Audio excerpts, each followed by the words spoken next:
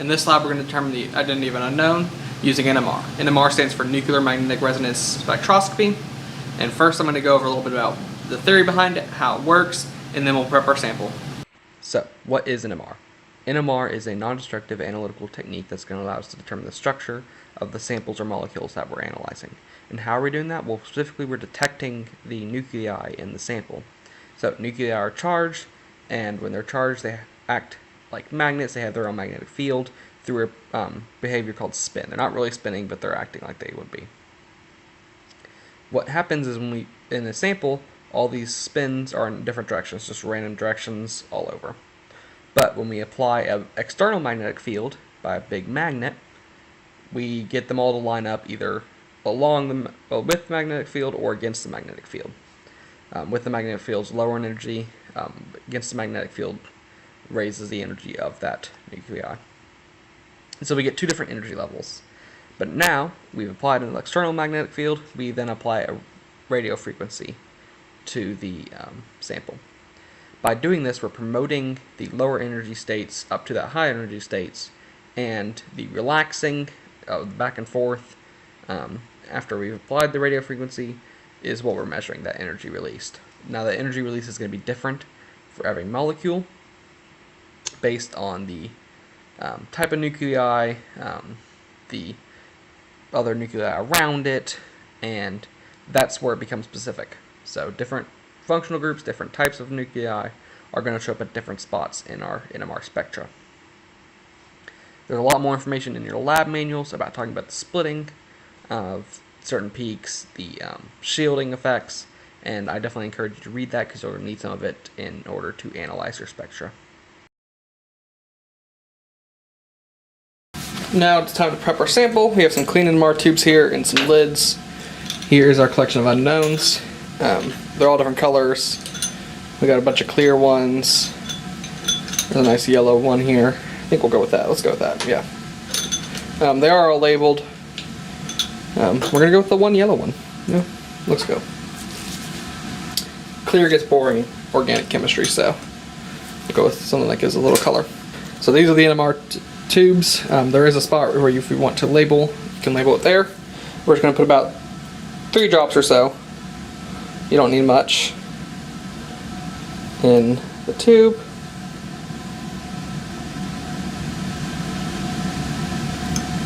Probably good. Top just goes over like that. So we got a couple drops of it in there. Let me put it off to the side. I'll get a new glass pipette. Alright, so I've chosen unknown 3A. Alright, so now we're going to get our solvent, in this case deuterated chloroform or chloroform D. Chloroform D or deuterated chloroform is just chloroform that's had all its hydrogen nuclei converted into deuterium nuclei. That's important because when we do our proton NMR, we want to be detecting the protons and the H1 nuclei that are just in our sample. So if we have a solvent that has a bunch of them, like water, you're going to get a bunch of noise and it's going to override your sample. So you just want to look at the sample, so we need a deuterated solvent, and this chloroform D is the most common. Alright, so I got a new bottle that's been opened before. The procedure tells you to use a plastic pipette, use a glass one. Plastic does dissolve into chloroform, so there's probably already plastic contaminants in there. So I highly recommend using a glass pipette. Another thing, you want to keep this closed as much as you can because chloroform D is hygroscopic, so it will absorb water from the air. And we're looking for about 4 centimeters worth of volume as a minimum. So I always go about 5 centimeters. So I'll put our ruler up next to the tube as we fill. Dissolve. Be a little bit easier to do this off camera, but I'll show you. Okay, we're looking for about 5 centimeters worth of volume. As you can see, it's right about 5 centimeters. And so that is good. And next, we'll head on down to the NMR lab.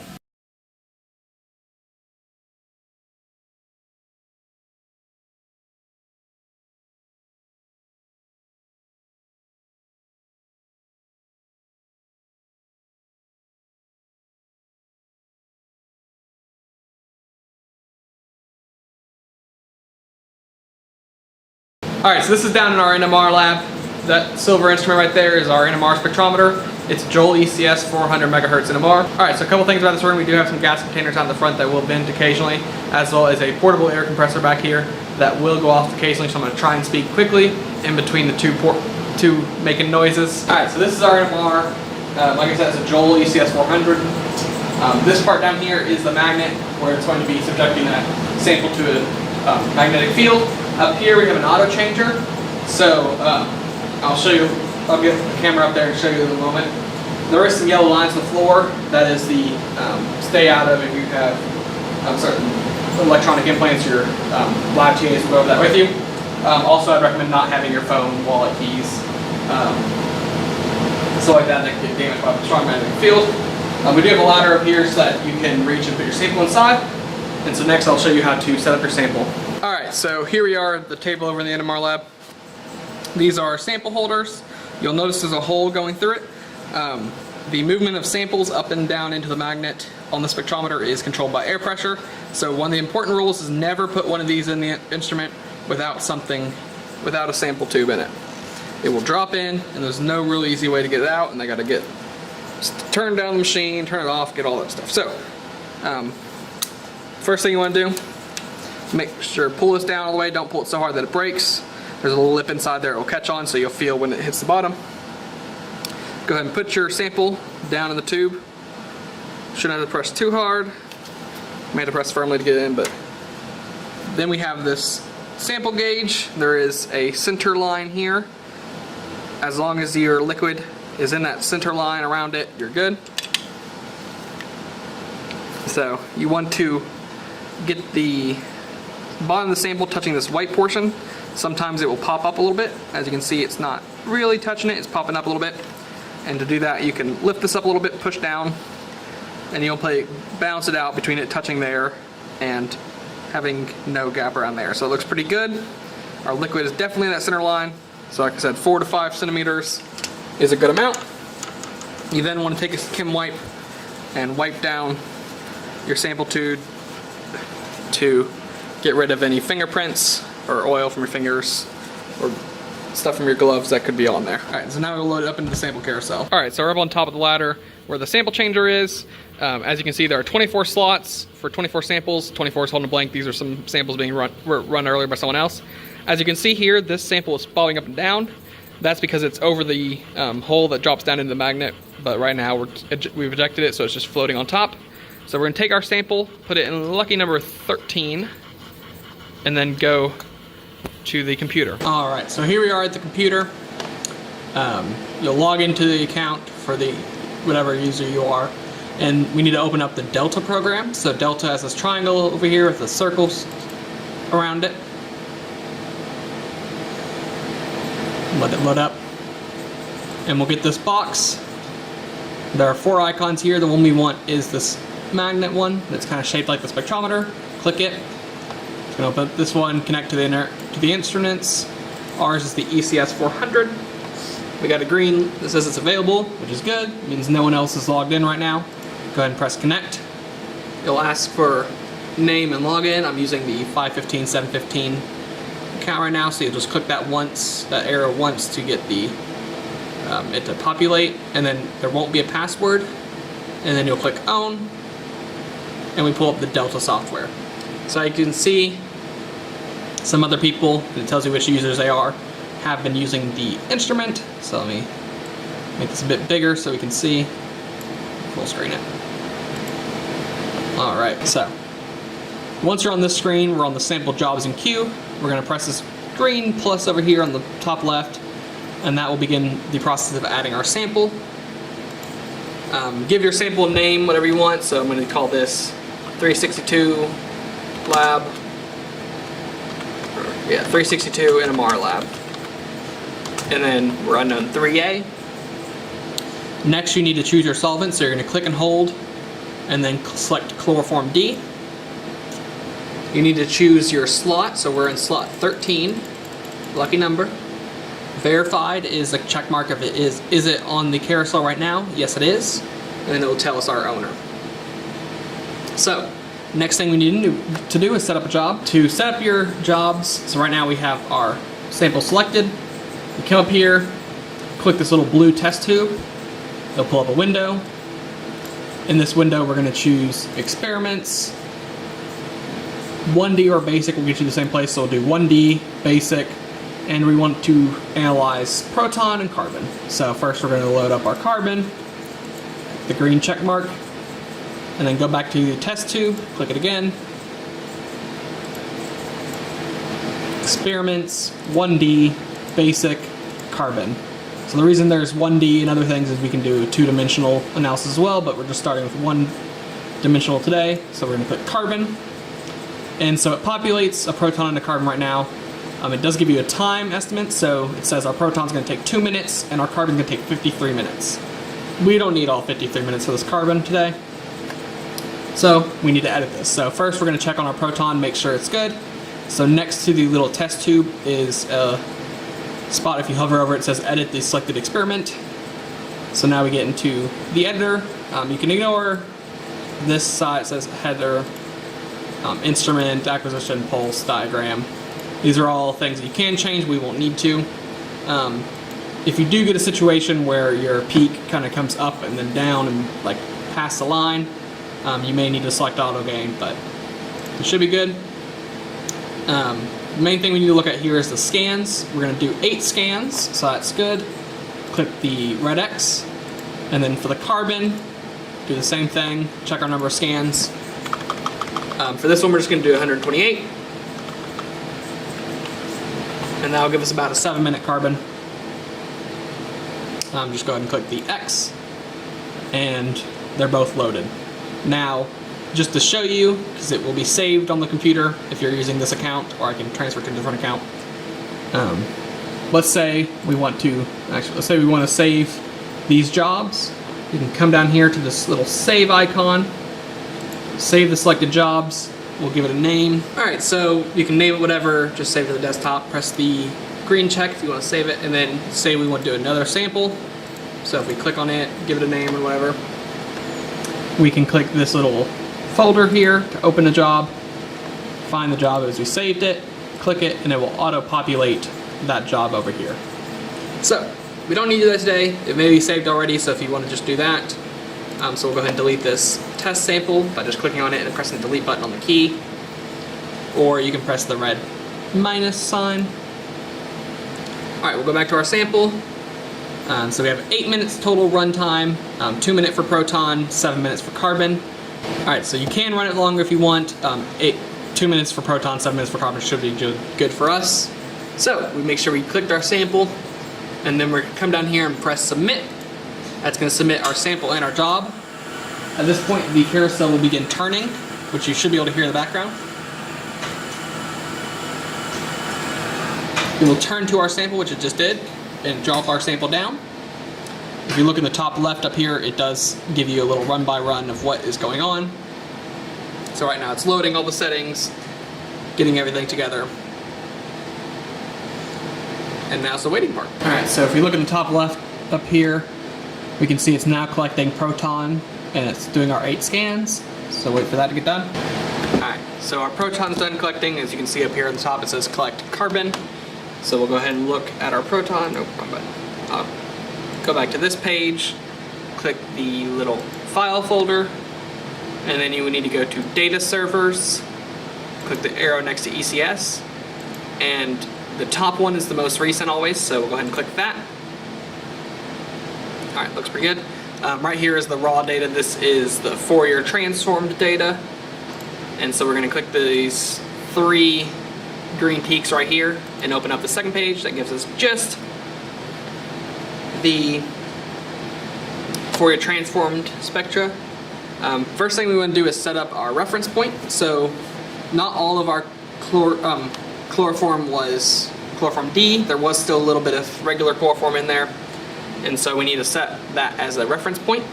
So that should show up near 7.27. Yeah, so there's a little peak right here. We're going to zoom into that. Alright. And now we want to set that as 7.26. Sorry, not 7.27. In order to do that, there's a button here that has a 0 underneath the peak. We're going to click that. We're going to go down to this bar down here where it says reference, and we'll put 7.26. And then we want to click right underneath the peak, and that will shift everything based on that location. Alright, so now we're going to click the magnifying glass, and then we want to reset our view back to where we were, to the most zoomed out. So if we click and hold on this over here, the top option is reset view. We're going to do that, and let's zoom in on our spectra. So if you click underneath the line, you can zoom in like that. And we are going to want to label our peaks and calculate our integrals. So, in order to label the peaks, you first need to choose a baseline. So if you click the to the left of where the reference button was, it says adjust the peak noise and base plane thresholds. We'll have to zoom in a little bit because it's really close to the bottom, so let's zoom in like that. There we go. So there's a green line that if you hover over it and drag it up, that is our baseline. So we'll select it so that everything we want labeled is above it. We'll zoom back out again. There is a lot of zooming sometimes. Alright, back to where you can see the green line. And we'll just go right about here. I think it's all the peaks we want. Yeah, looks good. And then in order to label the peaks, if you click this crosshair thing, it says peak pick, and it will select all the peaks in that area that are above the line. So let's go ahead and zoom into this over here, this area. If there's a lot of peaks and you need to get rid of some, say it's too many, you can individually click on the peak with the cursor, the white cursor, and delete them if need be, but we're good with all of ours for now.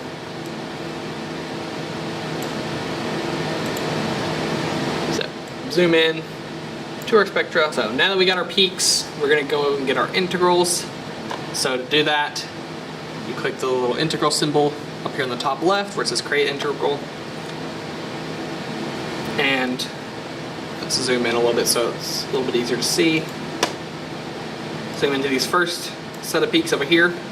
Now, these look like they're two separate peaks. These are most likely just some splitting. So we'll go ahead and select, click and drag over top both of them, and we'll zoom back out. And then we'll zoom in on just this region over here. And we'll do the same thing for each of our peaks.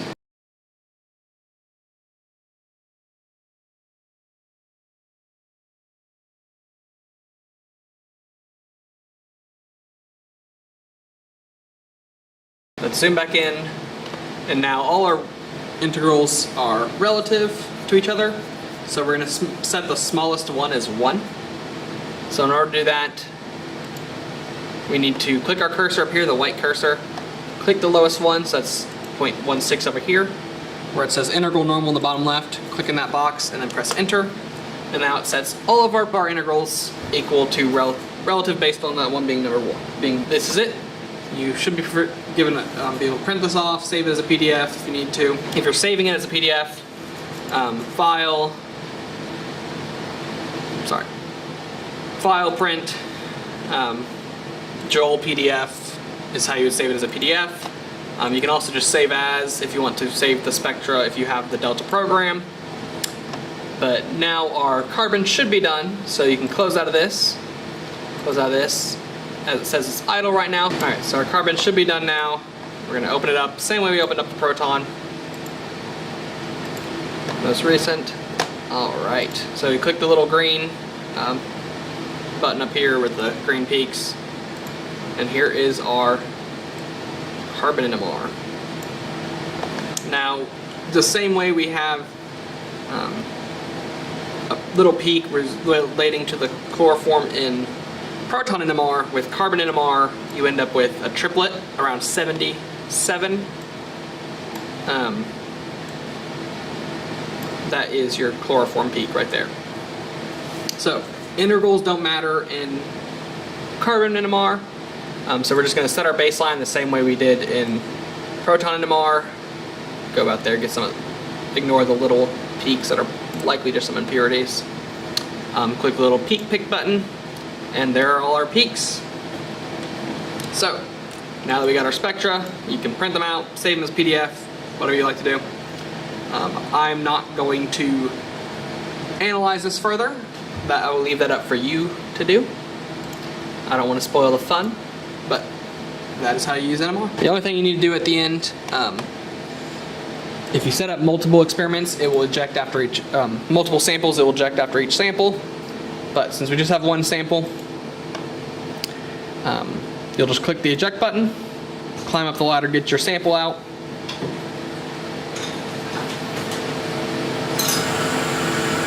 And then take it upstairs and put it and empty out the waste. So once you are done saving your samples, collecting anything, make sure you delete your sample after you've taken it out. You then need to disconnect from the spectrometer. So go ahead and click this magnet with a minus. It'll ask you if you're sure you want to disconnect. Close this window. Close any of the spectra you have open, and on this window, close it again. It will ask you if you want to exit. Say yes. And then never shut off this computer. Just come down here, click log off, and it will take it back to the user screen. But you want to make sure you never turn off this computer.